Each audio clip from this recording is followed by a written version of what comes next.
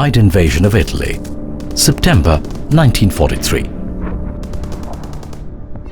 An Indian lieutenant's letter to his beloved. Here I am penning this to you in the middle of one of the biggest nights in the history of this war. Love, I'm sure by the time you receive this letter, you will guess correctly as to where I am. I bet you wouldn't like to stay here a single minute. Oh, it's terrible. Yet, in the midst of this commotion, I sit here on my own kit bag and scribble these few lines to my love, for I do not really know when I will get the next opportunity to write to you. The lieutenant formed part of the largest volunteer army in the world, 2.5 million men from undivided India, what is today India, Pakistan and Bangladesh, served with the British Indian Army during the Second World War. They were fighting for Britain at a time when the struggle for India's freedom from British rule was at its most crucial stage.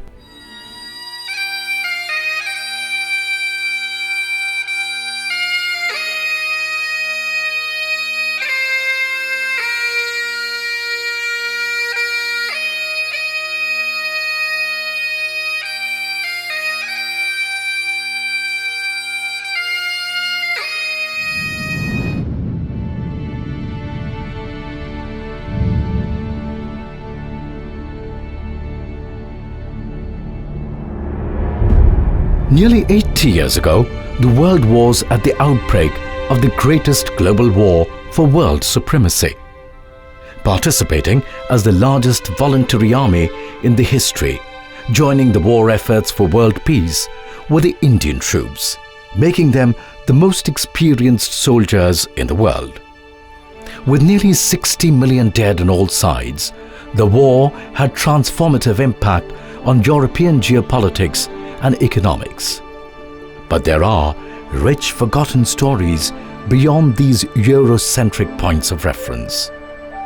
When the British democracy was under extreme threat with constant Nazi attacks and the fear of Japan conquering the Indian subcontinent, which was part of the British Empire then, the one and only army apart from the Royal British Army that were as large and experienced as Royal British Army and could take on the Nazis was the British Indian Army. Fighting alongside as allies in the World War, Indian soldiers gained wide range of war experiences. It was 1939. Britain officially declared war on the Axis powers, comprising the Nazi Germany, Fascist Italy and Imperial Japan, with which British India too became part of the war. British Indian Army was an experienced and a much reliable force, having fought in the Third Afghan War, major campaigns in Waziristan and in several small disputes on the northwest frontier since the First World War. The British Indian Army began the World War campaign, numbering just under 200,000 men in the beginning. Indian soldiers had the distinction of serving in divisions of infantry, armoured tanks, artillery, supplies, sappers, medics and airborne force, which was about to fight across 3 continents in Africa, Europe and Asia. At the height of the World War, more than 2.5 million Indian troops were fighting against Axis forces around the globe. Indian participation in the Allied campaign remained strong. The financial, industrial and military assistance of India formed a crucial component of the British campaign against Nazi Germany and Imperial Japan. India's strategic location at the tip of the Indian Ocean, its large production of armaments and its huge armed forces played a decisive role in halting the progress of Imperial Japan in Southeast Asia. The Indian divisions took part in the North African theatre against Rommel's Afrika Korps. In addition, Indian soldiers fought at Alamein and took part in the East African campaign against the Italians in Somaliland, Eritrea and Abyssinia, capturing the mountain fortress of Keren. In the Battle of Bir HaCheim, Indian gunners played an important role by using guns in the anti-tank role and destroying tanks of Rommel's panzer divisions. Major P.P. Kumar Mangalam, battery commander of 41 Field Regiment, deployed in anti-tank role, was awarded the Distinguished Service Order for his act of bravery. Indian troops, nicknamed as CHINDITS, played a crucial role in halting the Axis advance, especially into South Asia.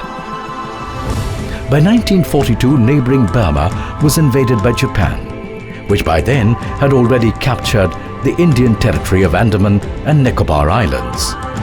Japan then crossed into India and advanced as far as Kohima in Nagaland. This advance on the mainland of South Asia reached its farthest point on Indian territory, retreating from the Battle of Kohima and from that of Imphal in 1944. In 1944-45, Japan was under heavy air bombardment at home and suffered massive naval defeats in the Pacific.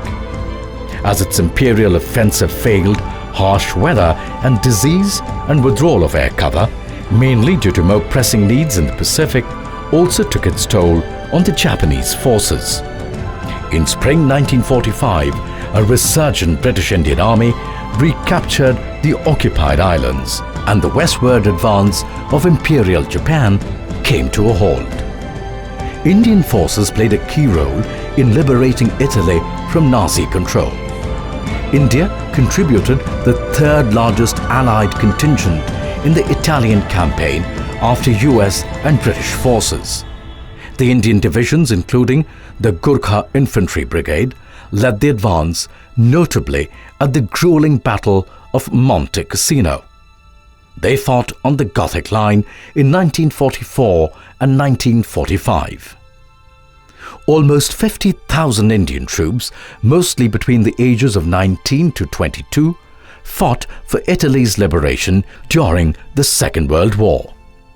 They fought valiantly for Italy against fascist forces, with 5,782 making the supreme sacrifice.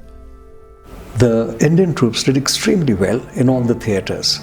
They won Victoria Crosses in Eritrea, they won them in North Africa, they won them in Italy, and they won a large number in the battles in Burma. And we have to remember that the Indian formations, that's the Indian divisions, which took part in the Burmese campaign, were preferred over the English or the British divisions. And one of the reasons was the logistics required to support a British division were twice the amount of the logistics required for an Indian division. And therefore, it was advantageous for the overall campaign, because the Burmese campaign was not merely a land-based campaign. The whole strategy was to be able to send people into the jungle and support them from the air. And thus, in many ways, it was a maneuver campaign and sustained by, I would say, the low logistics requirements of the Indian forces.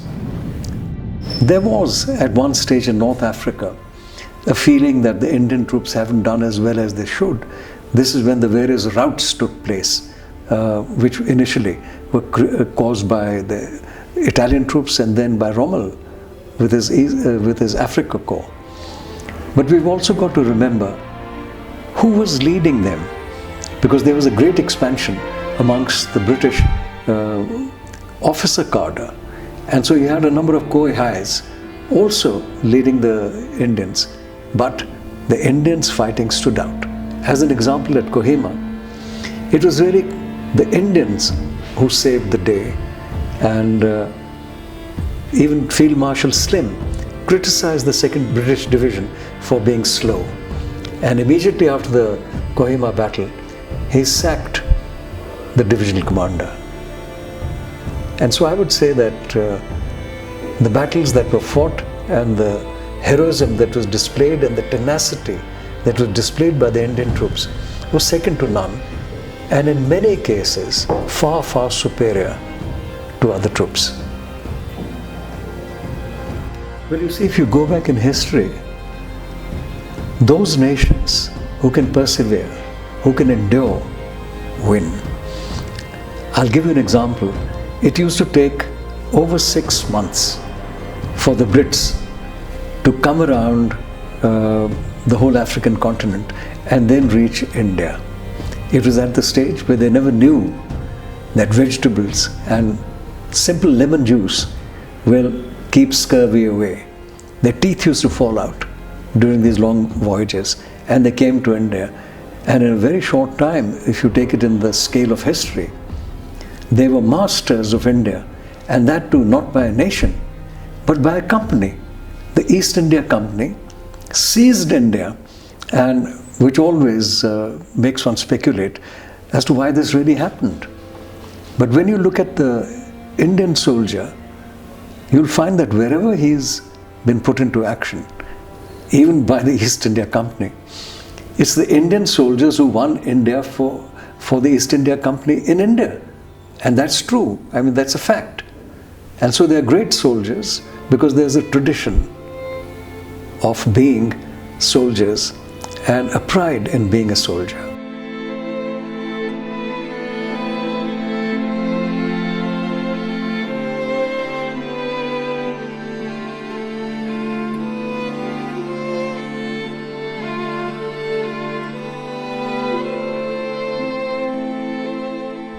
The story of their bravery and their sacrifice is still talked about in Italian cities and villages that they helped to liberate. The heroism of the Indian soldiers was visible in the global stage. Indians also aided in liberating British colonies such as Singapore and Hong Kong after the Japanese surrender in August 1945. The Second World War cost lives of over 87,000 soldiers, aircrews and mariners from the Indian subcontinent. This included 24,338 killed and 11,754 missing in action. The overwhelming majority being members of the Indian Army, and another 34,354 more were wounded. Their valour was recognised with the award of 4,000 decorations, and 18 members of British Indian Army were awarded the Victoria Cross and the George Cross. Field Marshal Claude Auchinleck, Commander-in-Chief of British Indian Army from 1942, asserted that the British couldn't have come through both the world wars if they hadn't had British Indian Army. British government also paid tribute to the unsurpassed bravery of Indian soldiers and officers. At the end of the war, India emerged as the world's fourth largest industrial power, and its increased political, economic and military influence paved the way for its independence from the United Kingdom in 1947. Post-independence, the Indian Army took on the additional duty of restoring the local buildings and heritage in Italy, while the Indian soldiers were the favourites on ground in the European cities. World War II was the last time the Indian Army fought as part of the British military apparatus, as independence and partition followed in 1947.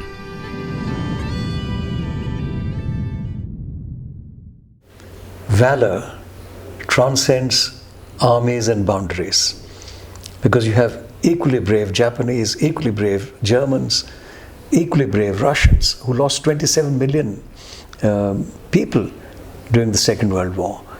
So valor transcends all boundaries, and that's what we've got to always remember.